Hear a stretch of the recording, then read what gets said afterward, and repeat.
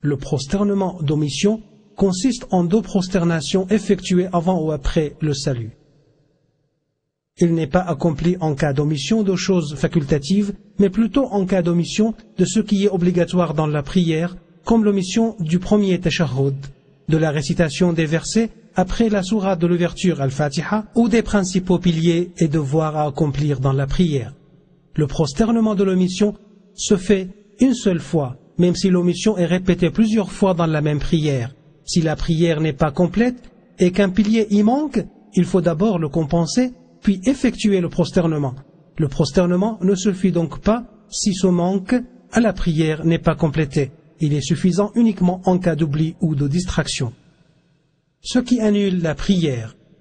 Il n'y a point de doute, mon frère le musulman, que tu tiens à ce que ta prière soit parfaite.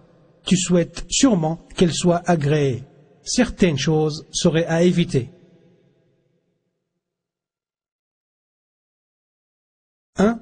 Manger et boire délibérément.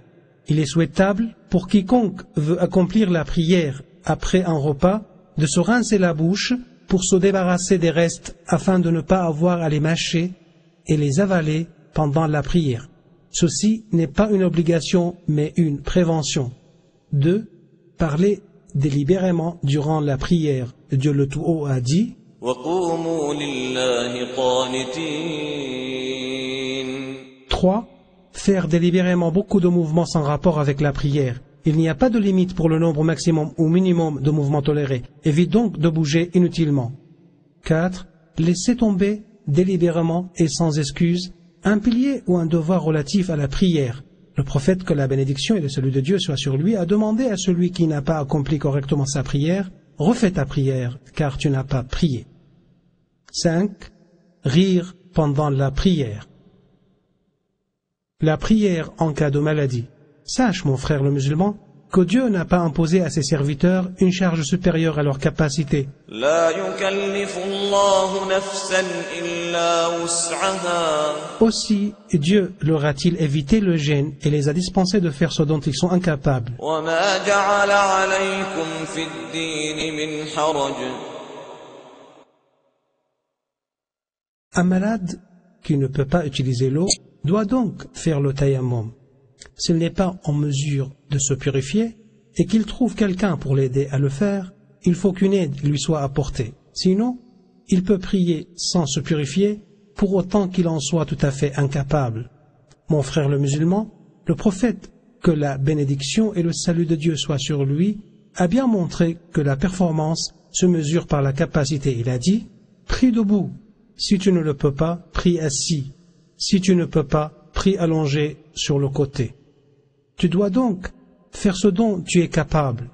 Si tu ne peux pas t'incliner ou te prosterner, remue la tête, baisse-la pour l'inclinaison et baisse-la davantage pour marquer la prosternation. S'il t'est impossible de remuer la tête, remue les yeux pour simuler les principales étapes de la prière. Ferme-les à moitié pour marquer l'inclinaison et totalement pour la prosternation. Si tu n'y arrives pas, contente-toi d'accomplir la prière avec la langue ou le cœur. Si ce n'est pas possible par la langue, fais-la avec le cœur. Sache aussi qu'un malade qui perd la conscience doit accomplir les prières qu'il a ratées durant son évanouissement. Et ce, à l'instar de la personne endormie. S'il perd longtemps conscience, il ne sera plus obligé d'accomplir les prières qu'il a ratées, tout comme l'aliéné mental ou le fou qui revient à la raison. Certains ont fixé cette durée de perte de conscience à 3 jours. Si le malade prie allongé sur le côté, qu'il tourne la tête en direction de la qibla. S'il prie allongé sur le dos, qu'il tourne les pieds en direction de la qibla. Des erreurs que le musulman doit éviter pendant la prière. Mon frère le musulman, il y a quelques erreurs que beaucoup commettent en accomplissant la prière et qui risquent de l'affecter, dont 1. Prier sans vêtements. Le prophète, que la bénédiction et le salut de Dieu soient sur lui, a dit « Il ne faut pas prier sans vêtements, et il faut qu'il soit long parce qu'il est obligatoire que le corps soit couvert. » 2.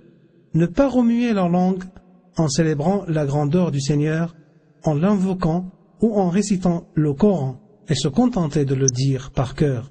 Cela n'est pas de la lecture. 3. Ne pas lever les mains en disant Allahu Akbar. 4. Lever les yeux vers le ciel sans fixer le regard sur le lieu de la prosternation. Le prophète, que la bénédiction et le salut de Dieu soient sur lui, a mis en garde contre une telle pratique en disant que ceux qui lèvent les yeux vers le ciel cessent de le faire, sinon ils risquent de ne plus les récupérer. 5. Baisser les mains sur les deux côtés. 6. Fermer les yeux pendant la prière. 7. Ne pas laisser un organe impliqué dans la prosternation toucher la terre. C'est le cas par exemple de celui qui lève les pieds pendant la protestation ou dont le nez ne touche pas le sol. 8. Laisser les enfants, les dérangés mentaux et les malades incapables de bouger derrière l'imam. Car si l'imam est obligé de se faire remplacer par quelqu'un d'autre pendant la prière, cela risque de lui poser un problème et de provoquer une confusion.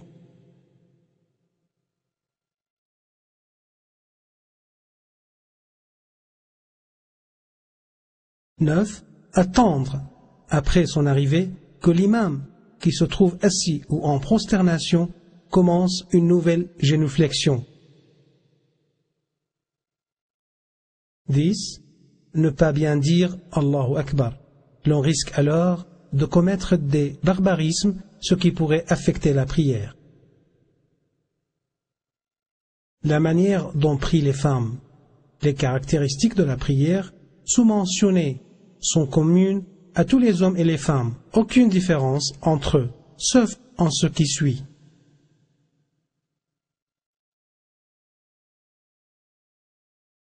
1. Lorsqu'une femme est l'imam d'autres femmes, elle ne doit pas les devancer, mais se tenir au milieu du premier rang. 2.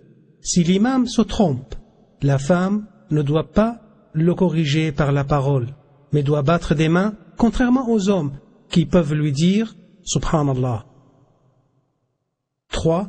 Lorsque la femme est prise en présence des hommes, elle ne doit pas beaucoup ou trop éloigner les bras des cuisses et du ventre, car elle sera ainsi mieux couverte. Cependant, si elle prie seule ou avec des femmes, elle doit suivre la tradition du prophète, que la bénédiction et le salut de Dieu soient sur lui, sans exagération. « 4. En priant, la femme doit se couvrir tout le corps, sauf le visage et les mains.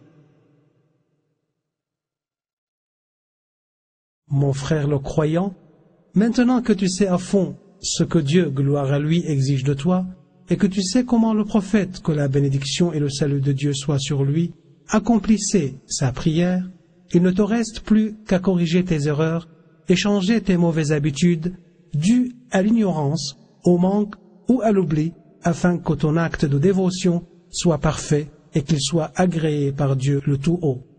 Apprends donc à tes frères, tes fils et ta famille comment prier correctement, afin que l'erreur ne se répète pas 5 fois par jour.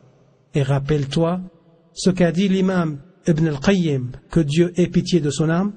La prière attire les bienfaits, sauvegarde la santé, éloigne les maux, fortifie le cœur, éclaire le visage, inspire le bonheur, dissipe la paresse, nourrit l'âme, fortifie, guide le cœur sur la bonne voie, maintient la richesse, repousse le malheur, attire la bénédiction, éloigne le diable et approche du tout miséricordieux.